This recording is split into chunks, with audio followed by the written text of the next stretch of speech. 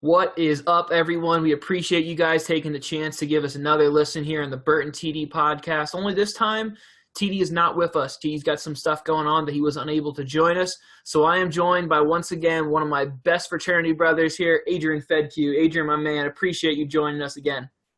Absolutely. And this is going to be a lot of fun because we're going to be talking about our alma mater, Temple University. Yeah. Yeah, guys, this show is completely dedicated to a Temple one. So this episode you're going to listen to is only Temple related. I appreciate you guys listening in because this is something that impacts both Adrian and I. Guys, if you maybe do or don't know, Temple recently finally put the proposal for the stadium out, for a football stadium. This is not something that really should surprise you if you're a Temple alum because you've known that this day was coming. So what we're going to do here, guys, is I'm going to kind of go through a couple pages at a time. I'm going to go through some of these highlighted notes I have from Temple's proposal, and what I'll make sure I'll do, guys, is I'll tweet it out on our Burton TD Twitter account. I'll make sure I reshare it. Adrian, please make sure you reshare it so you guys can all read this article as well. But what we're going to do is we're going to go through it. I'm going to give you some of the high-level notes. Adrian hasn't had the opportunity to read it yet, so Adrian's going to hear it for the first time, similar to what some of you viewers are, and that way you guys can all have that knee-jerk reaction. And then I'll turn around and I'll say, okay, here's kind of my thoughts after I've had a couple days to research this, digest this, and then we'll kind of talk at the end if me and Adrian are pro stadium or against stadium.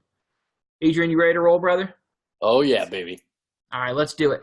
So, guys, let's kind of talk about the framework here. And the openings area of this document is talking about the why. So why does this need to happen? So Temple University, as you guys may or may not know, opened in 1894. And 10 years after the university was opened, it opened a football program. However, there's never been a stadium on campus at Temple University, which I actually did not know. Thought that was pretty interesting. But the area proposed for the stadium is on Broad Street on the east side of Norris and 16th Street, west of Pearson McGonigal Halls by the Amtrak Star Station. Okay, this is already in Temple's existing footprint. So Temple already owns this land. It's not that it's owned by the city or anyone else. Ultimately, the stadium will be a 35,000-seat stadium with the total cost of being $130 million. Financial planning is already in the works with a $50 million fundraising goal. And the project funding is come primarily from private donors, bonds, later supported by funds that would otherwise be paid in rents to Lincoln Financial Field. To put you guys this in perspective for you guys, let's talk about the Link and what we're paying there. So Temple has played at the Link since 2003. Temple has been paying an annual, if it wasn't disclosed in this article, but I did find it someone else, annually Temple has been paying about $1 million a year to rent the Link. Now, to put this into perspective here, guys, too, Temple receives a portion of ticket sales and concession revenue.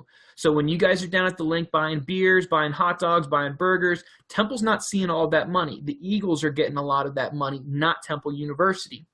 Ultimately, the stadium, what it's going to have is obviously 35,000-seat stadium. To put this in comparison, the Link has about 70. So this would truly be half of the size. It also will have classrooms, research labs, and meeting rooms on inside the building. So, Adrian, before we kind of get into the nitty-gritty here, what's kind of your knee-jerk reaction here in some of these numbers I've shared with you? Yeah, immediately the thought that comes to mind is this has been a long time coming. And when I started at Temple back in 2006, this was a 1-11 football team. The first year that Al Golden came over here. And that was the start of, I guess, the golden age of Temple football. And they've really made those huge strides since. So you go from 1-11, then you go to 4-8. And then in 2008, they go to 5-7, and then 2009, they finally make that big jump. They go to 9-4. They beat.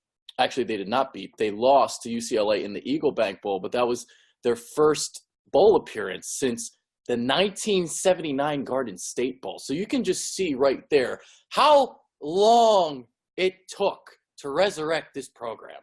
1979, fast forward to 2009. So Al Golden was the one who started the transformation. And then you had Adazio come in, and they won a bowl game, I believe, correct? What was that bowl called? Do That you was remember that? if I remember correctly, I want to say it's the Idaho Potato Bowl, where I believe they beat Wyoming, if my memory serves me. They beat Wyoming. It was the New Mexico Bowl. That's what it was, because they won That's that it. vase. They That's won right. the vase, and I was just so proud that they won a goddamn bowl game. It was awesome, and to see this program grow into what it is now. Because you remember a couple years ago when they played Notre Dame, that was the peak, and they almost won that game. So it's just, I'm really proud of how far this program has come. And, this stadium, it started back in 2006 with Al Golden. That's how long this has kind of taken. Absolutely right, Adrian. And let's not forget. Let's be fair. Temple, I believe, is still the losingest FBS college football program in the entire country. So we are not Alabama here by any margins. That said, let me give you why this is important to Temple, and it kind of puts this all in perspective. Adrian, you did a great job outlining there the rise in Temple football. Temple a couple years ago hosted game day, and when they had Notre Dame come into town, Yeah. let me kind of put these numbers in perspective, guys. For Temple University to fund game day, to pay for the venue space and pay for some of the additional costs, it cost Temple about $5,000 to host college game day. In return, just game day alone, game day had 2 million viewers on game day. And to get 2 million viewers to Temple University, that would have cost the Temple University $5 million for them to get that. Okay? Now, you can go back and forth, but I think we all will agree that when it comes to athletics is going to market your university to a whole new level than you can by putting up billboards or making commercials on TV or anything like that. Because of that, we have seen a 16% increase in applications. On average now, we're seeing 37,000 people apply to Temple University. Only about 5% of that, only 5,000, are actually enrolling. That's a typical average freshman GPA is a 3.6, 27 ACT, 1,200 SAT. Adrian, not to get too personal, but would you have gotten in if you applied to Temple today? Maybe not. I mean, I know for a fact I would not have gotten into Temple today. And that's honestly like a really prideful thing for me to say, that my university has gotten better. And you can't say that it's not because of athletics. And to put this in perspective, guys, in 11 games in the last 3 years, Temple has had a total viewership of 25 million viewers in 11 of the last 39 games. So the digital landscape of what Temple is getting because of athletics is through the roof. But let me continue on here with some of the other highlights I pulled from this interesting document Temple pushed out.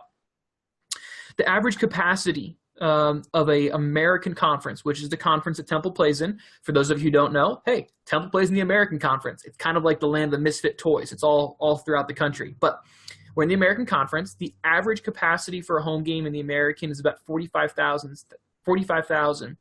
As I mentioned, the Link has about 70,000 seats, and Temple usually brings in about 37,000. Okay. Important to note here, guys, that Temple's big selling line here, and I think this is a good line to use. Temple is saying there's too much supply, which in turn limits the ability to drive ticket sales and result in a game day revenue and experience. I think that's a very fair line, Adrian. Would you agree with? Yeah. Okay. Now, let me kind of use some other interesting things that this article comes out with. Tulane University down in New Orleans, also another school in the American Conference, in a similar situation. A couple years ago, they were playing in the Superdome, which is where the New Orleans Saints play. That's a 73,000 seat stadium. They moved down a reduction of 43,000 seats to their new stadium, which in turn has increased average attendance by 5,000 tickets sold. So Tulane is being an example here of when Tulane moved down to their own stadium, they actually sold 5,000 more tickets. So that's obviously important because this is not tickets sold, this is attendance. So this is butts in seats. This is not, hey, we sold a ticket but no one showed up. No, this is people walking in, sitting down. Why does that matter? Yeah, I know it doesn't matter if they bought a ticket or not. You got the money. It matters for concessions because that's the way you're getting additional revenue. Some other interesting information in this article here. The average recently built FBS Division college football stadium is 37,000. Temple is proposing 35,000. So they are saying, hey, we understand it's going to be lower. This is a really interesting stat here, but I want to pause after I read this. 95% of Temple's football games over the past 10 years could have been accommodated in a 35,000 seat stadium. Adrian, when I read that line to you, your knee-jerk reaction was what? That's crazy to me because I remember back in 2006, again, when I was a freshman at Temple, I could show up at halftime and sit at the 50, about 5 rows up from the stadium. That's how low the attendance used to be. That's the doldrums that Temple football used to be. And, that's crazy to me, all that attendance, because think about the Temple student and what they have to do to get to the game. You have to take the subway. You got to pay money for the subway. It's about, 15, 20-minute ride, you'd say, Brendan? About Probably that? more than that, yeah. Yeah. So you got to get down there and all that. So it's a process to get there. That amazes me that they've been able to average that amount. That's pretty cool. It's interesting to me. And now the thing that I always want to know, too, is this stat obviously lies a little bit because, if you really dive into the numbers, almost every year Temple is either hosting a big-time program, whether it's Penn State or Notre Dame. That's true. So you look at that average right there, one game you're going to get 70,000, and then you can have a game of, 20,000, but the average is still going to kick up. Anyway, a couple more lines in here, and I want to keep getting to, guys. 80% of the football programs playing in the recently built FBS programs are playing in a fuller stadium by the right size capacity to the demand. So what that statement is saying, guys, is it is saying because these schools have moved down to smaller stadiums, 80% of these football programs have seen an increase in their capacity as far as attendance. So that's a big selling point right there, okay? A couple other lines I want to get to in here. Main campus celebration zones. Let's call it what it is. This is tailgating. The idea for tailgating, and this has always been a concern here, is if you have a stadium on campus, well, where are you going to tailgate? Well, there are a lot of universities. I will use the University of Georgia, big-time SEC program in Athens, Ohio.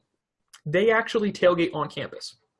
So what the University of Georgia does, because their stadium is in the middle of their campus, is the business school, for example, will lease out lots or little venue spaces in front of the business building to different alumni. So the alumni will pay a premium to tailgate and bring their grills and put them there to allow them to tailgate on campus. So this is a great additional way for the university to produce some revenue.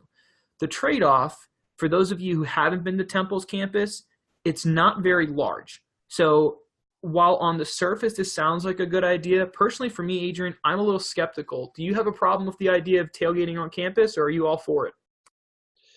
Yeah, I don't know where they're going to go. That like you were saying is there isn't a lot of room. There's a lot of things on Temple's campus. That's why there's not a lot of room. It's just there's a lot of things in a confined space, I guess. So, I don't know where you're going to tailgate, but whatever. I would love to have this stadium on campus, though. So, I guess there's a trade-off.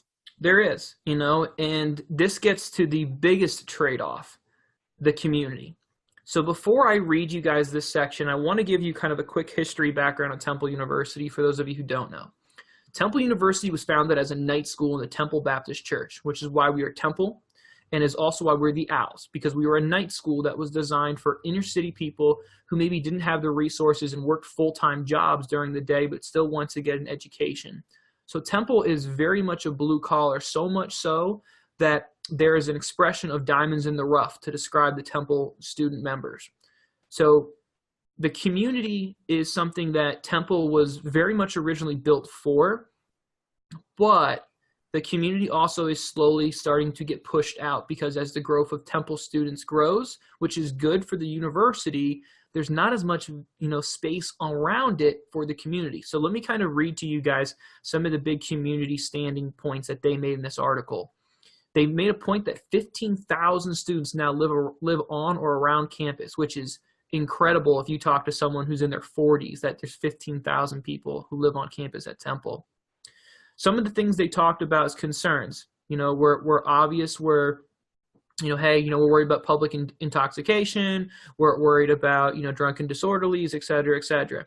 So the way that Temple fought these concerns in this section here was they mentioned including higher fines, and they said they're going to increase security presence and have a double security presence on game day.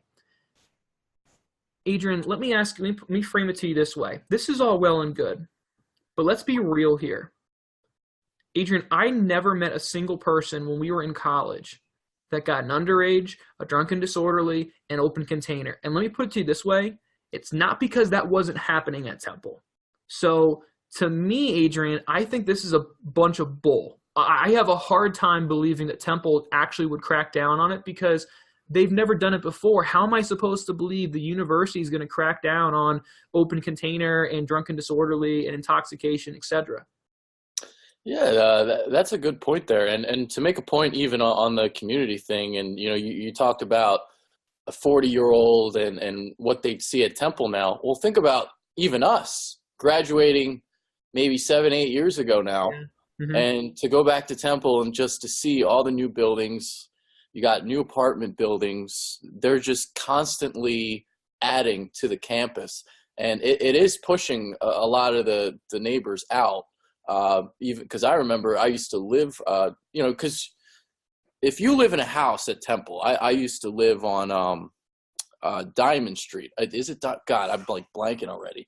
It wasn't Diamond Street. It was right behind Whitehall, and I'm blanking what the street was. But we had neighbors, that were community folk, and they eventually basically got kicked out in a way. Like they got money to get kicked out essentially, and we're seeing a lot more of that. So people that have had their homes for a long time, they're actually like getting the boot. So that's the thing. Here. Are we going to be seeing more and more people lose their homes because of this and have to move and shit?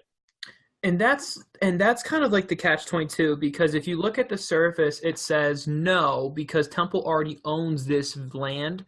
So in theory, the land they're doing construction on is still Temple's property. However, we know as Temple grows, it's got nowhere else to go. So unfortunately, what we see happen is we see those landlords are starting to up the rent rate for those locals, and the people who grew up in those communities maybe can no longer afford that. Yeah, that's true. Yeah, they're getting pushed out, and that makes a big rift. Yeah, no, you're right. Because I would have those neighbors; they'd complain all the time about it. And I can't completely blame them. I mean, they're absolutely in the right that John Doe from Scranton, Pennsylvania, comes to live off campus for 2 years, and he wants to live close to campus, and he knows that, hey, I can pay a lot more money. So what happens, the landlord says, I can charge more for someone who only lives here for 1 year, take their security deposit, because we all know every landlord's got to take your security deposit in the end. So it's a tough situation because the community is very much starting to view Temple as people who are taking their land. Yeah. No, you're spot on there. The other interesting thing in this community section here, it talks about the fact that the stadium is going to be height adjusted to ensure that light and then also noise stays down into the stadium and does not spill out into the community. I believe that. Stadiums today are designed to keep noise down. I mean, that's the point. You want a noisy home atmosphere, so I totally buy that. The other thing that this talks about is the fact that the community eventually will be able to use this facility, and that's where I'm curious what that will be. They didn't really do a great job explaining what the community eventually will be able to do. They said that, they would eventually be able to use the community for local high school games and things like that, and that's all well and good. But it still left on this article a lot unsaid. And what I thought was really disappointing to me as a reader of this section was the shortest section in here was about the community. And that's a problem for me because I think the biggest issue with the stadium is the community. So maybe it's a subtle thing and maybe I'm overreacting and I'll admit that, but I didn't love the fact that the community section was pretty short.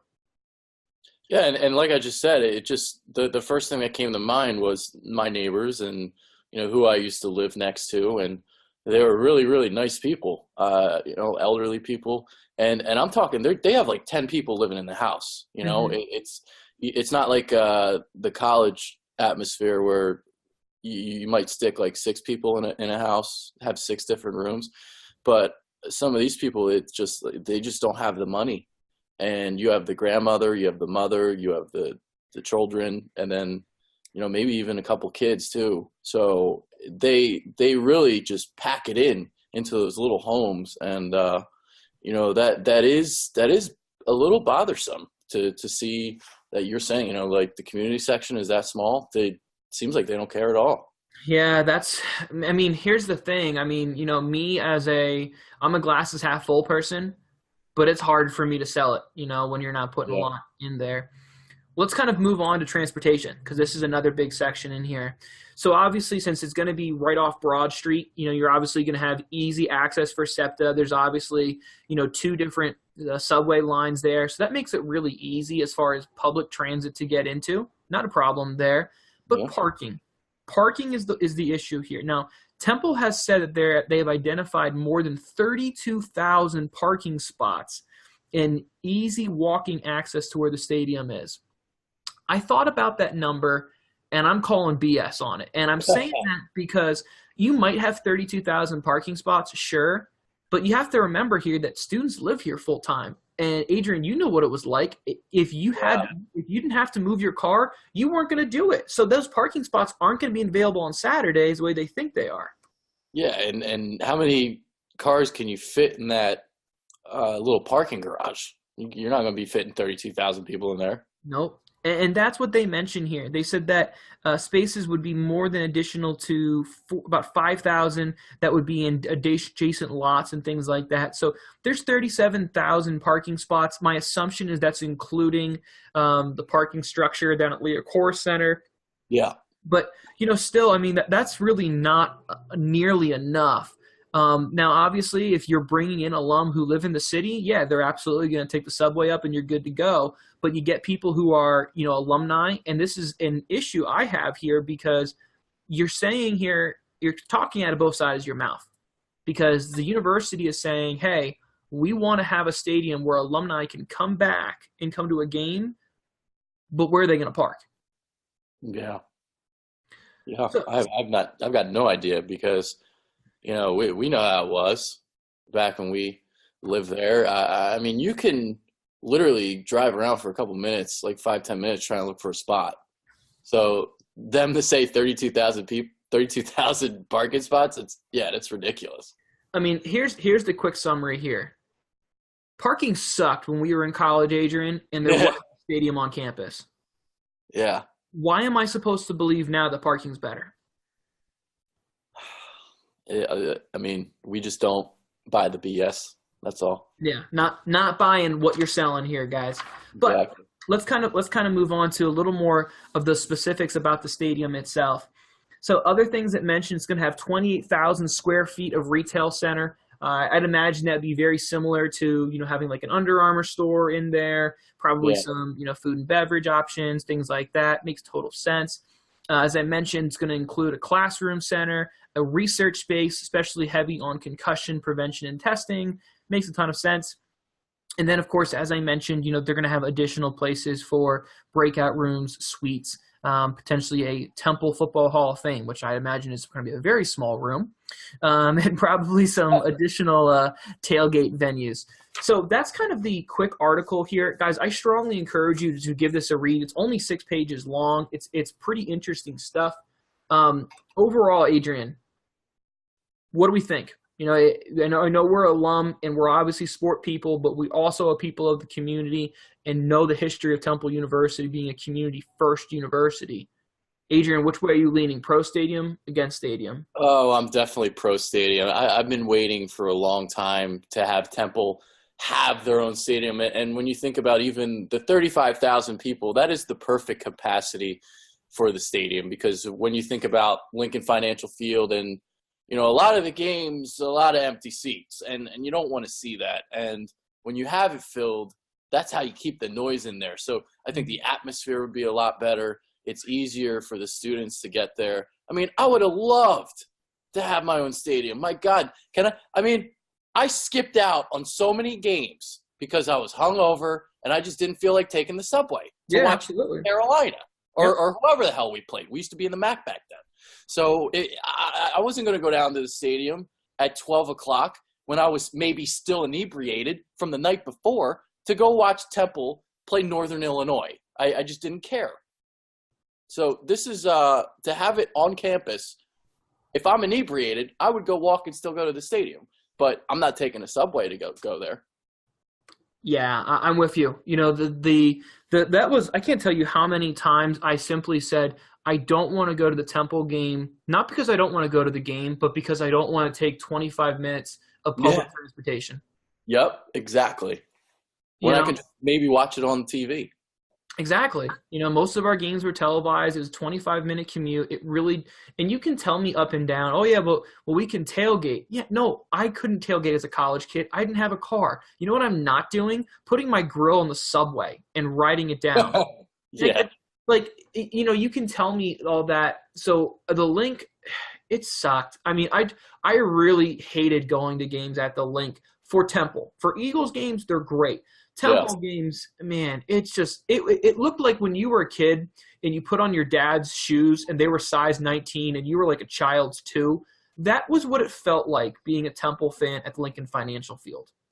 And the other thing too, it's silly to have a Temple game and then to have the Eagles logo at midfield. I know it's like a little subtle thing, but I like the fact that now when you watch a Temple game, you get to see the end zones painted in Temple cherry and white. You'll have the logo at midfield. Just the whole look of that. I'm all about that. I am also pro stadium, and I am pro stadium because of the financial reasoning.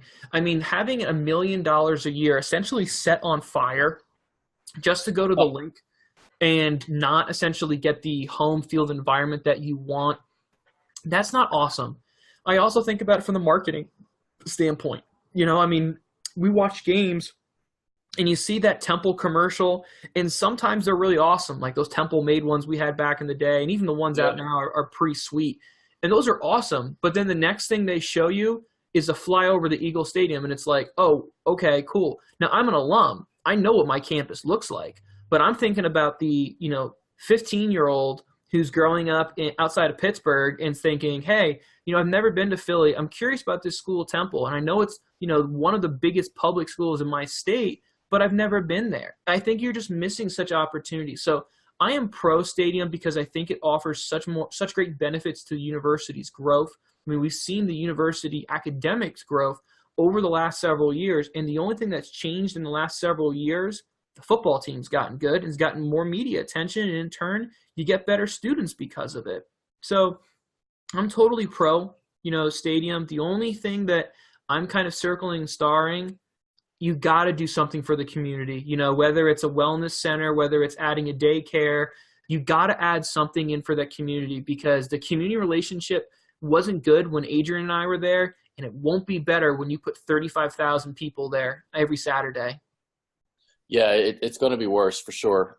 Again, going back to the neighbors, I mean, I couldn't tell you how many times they would complain about the university. You would just sit there and have a chat with the grandmother, and, she would really run it down, and she'd open up your eyes, So definitely agree with you there. The only argument I would say for going to the Link is, getting to see the stadium and to see where the Eagles play.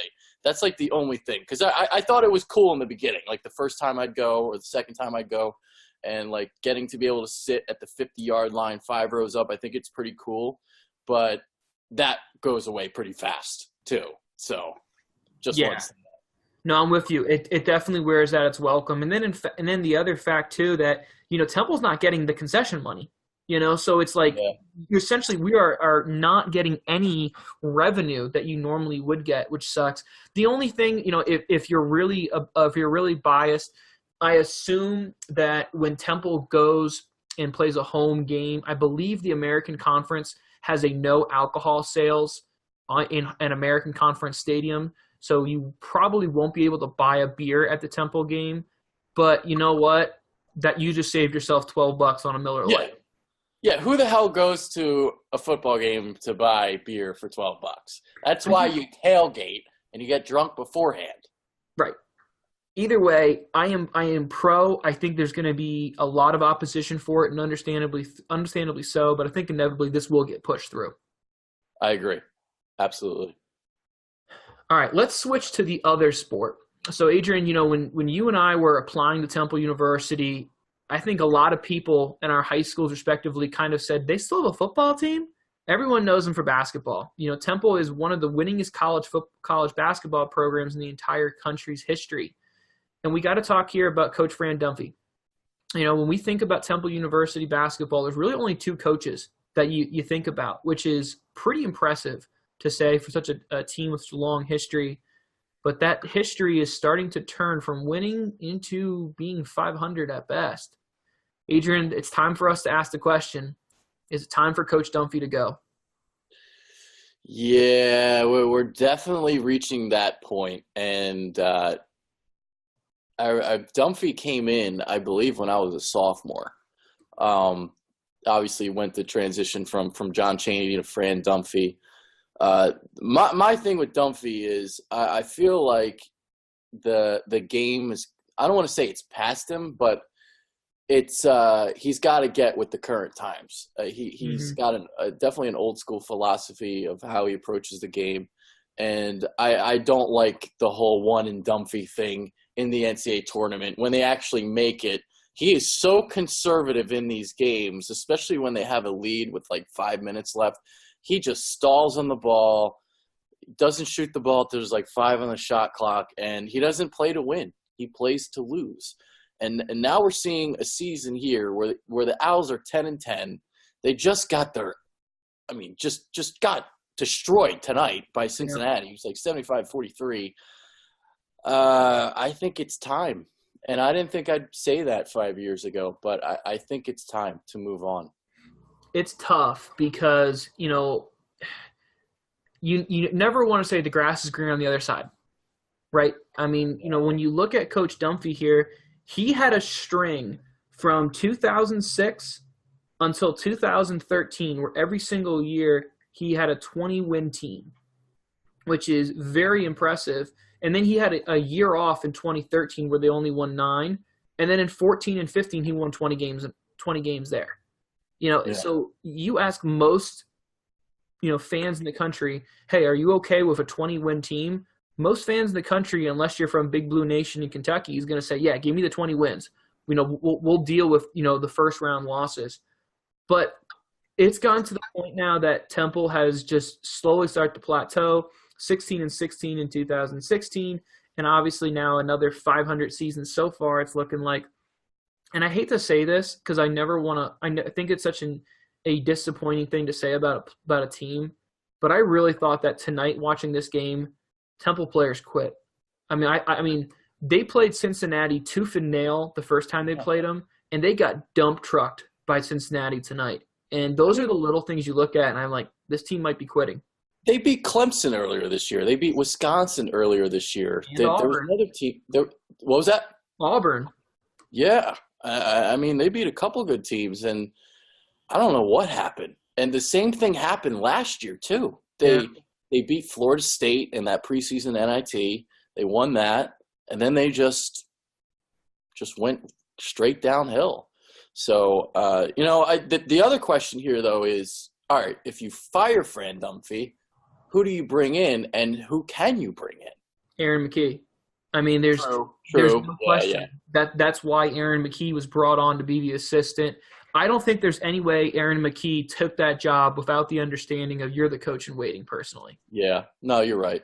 I blanked there. That's a good call. No, and Coach Dunphy's contract runs through the 2018 season. So I go back and forth with this because I think he has earned the right to essentially run out his contract. I think that's a fair thing to say because it's 2018. He can say, yeah, we're okay with letting you run the contract out and not giving you the boot. If it was a 2020 conversation, I think that's when you sit down with him and you say, hey, why don't you resign and we leave on good terms, because we don't want to have to fire you. But unfortunately, you're at that spot because here's the thing. When we were in the American 10 conference, you weren't playing Atlantic 10, excuse me. When you're in the Atlantic 10, you had a couple teams that were pretty darn good, but you didn't have the same teams that you have now in the American.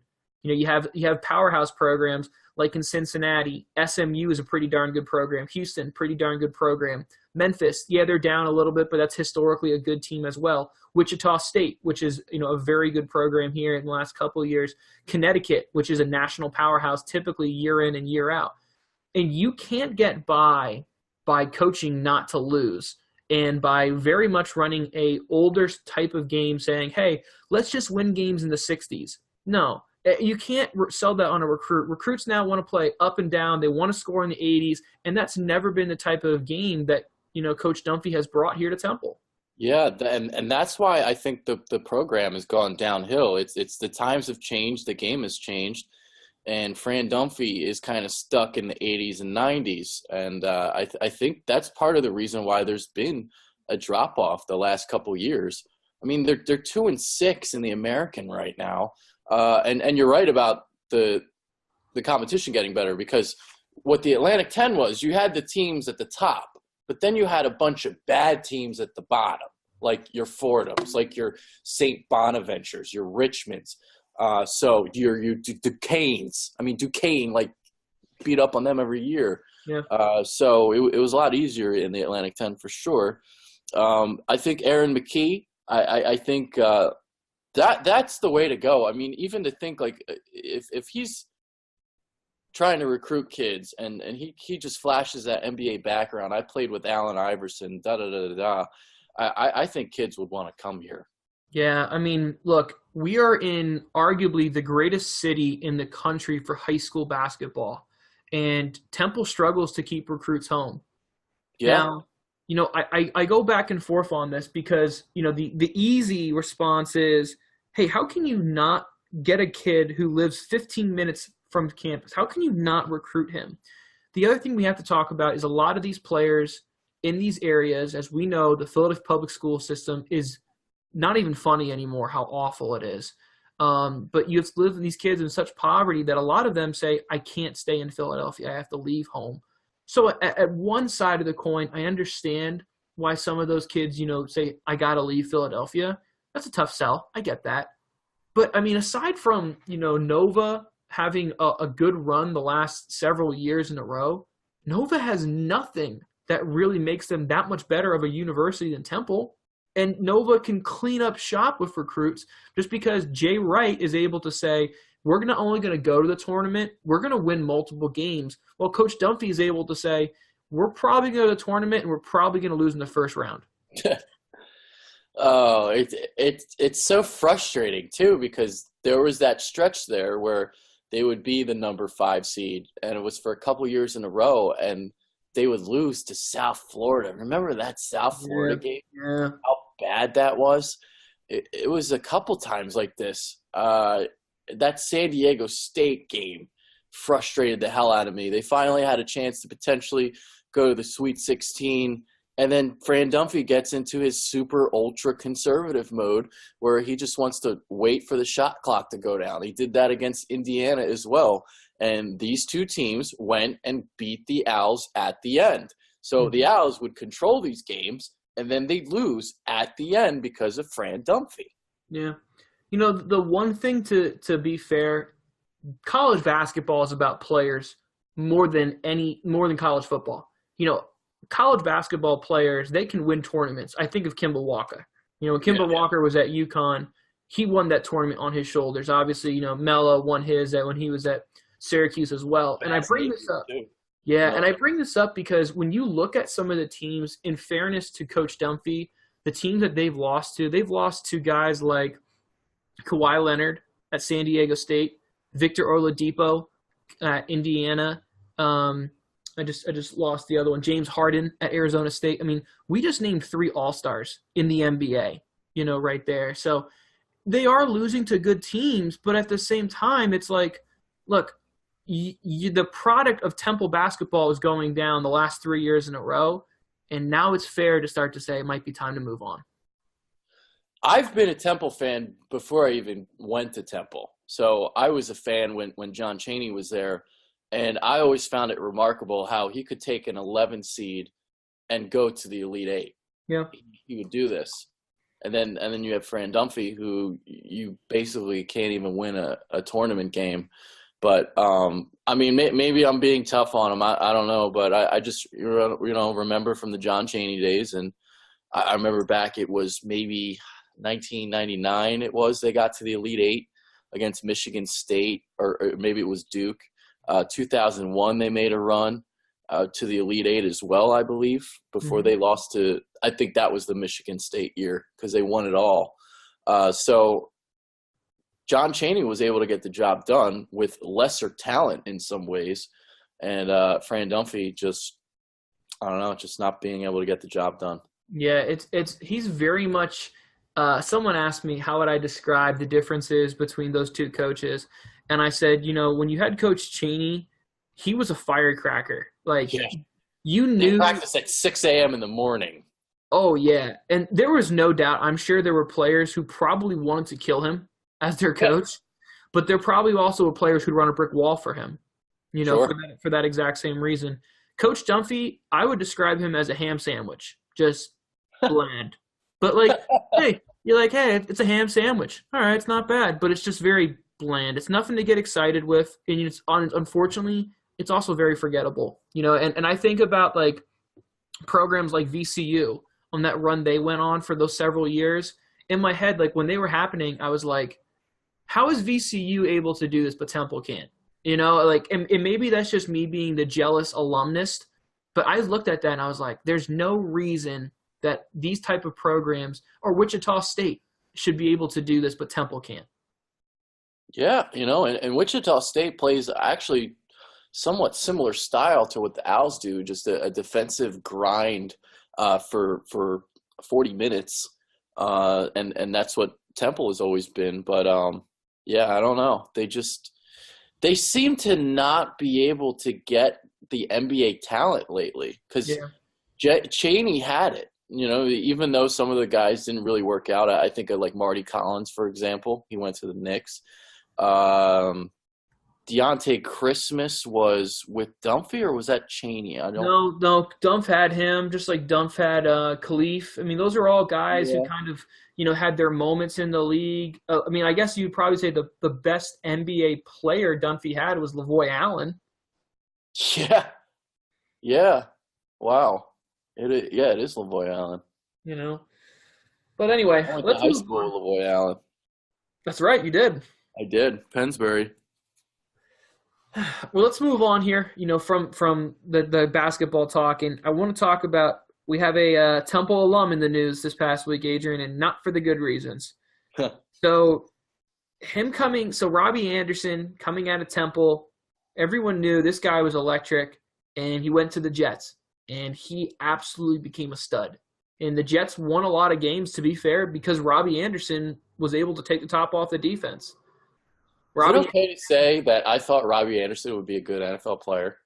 I'm not surprised, honestly. And when you look at the stack of receivers Temple's had from Rod Streeter all the way to Isaiah Wright in next year, Temple's secretly pretty deep at receiver. That's fair. That's true. That's a good point. And Robbie Anderson just always caught my eye for some reason. It is the deep ball. He does track that really well. He tracks it, explosive. I mean, he was that dude on the Jets that made their offense somewhat legitimate, and it was a large reason that they actually were able to win more games than they really should have. Yeah.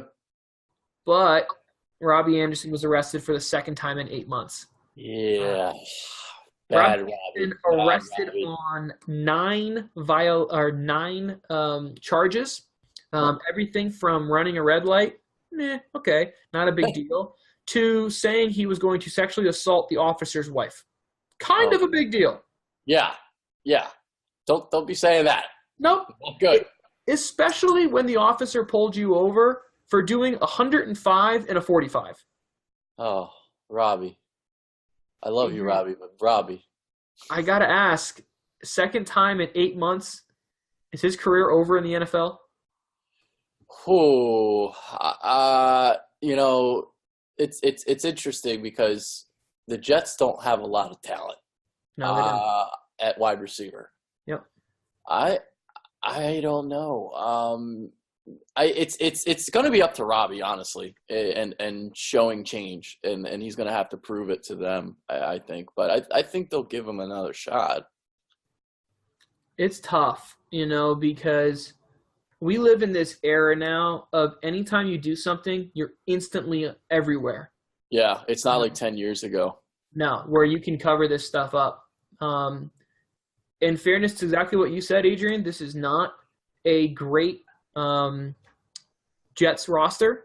So a player like Robbie probably gets a little more leeway than, say, if he was on a loaded team. I could see the Jets cutting him. I mean, I could see the Jets saying, look, 2 arrests in 8 months, it's hard for us to, trust you again. There were rumors of off-the-field concerns for him coming out of college. I could see them moving on. The really tough thing for him is the Tennessee Titans used to have the receivers coach from Temple. So Temple's receivers coach, the name is escaping me at the moment, used to be the wide receivers coach for the Tennessee Titans. Problem with that is normally I would say, oh, well, if your college receivers coach like you and you got released by the Titans, hey, maybe you have someone who's going to pound the table and you can get signed in Tennessee. Problem is Mike Vrabel just cleared staff there in Tennessee.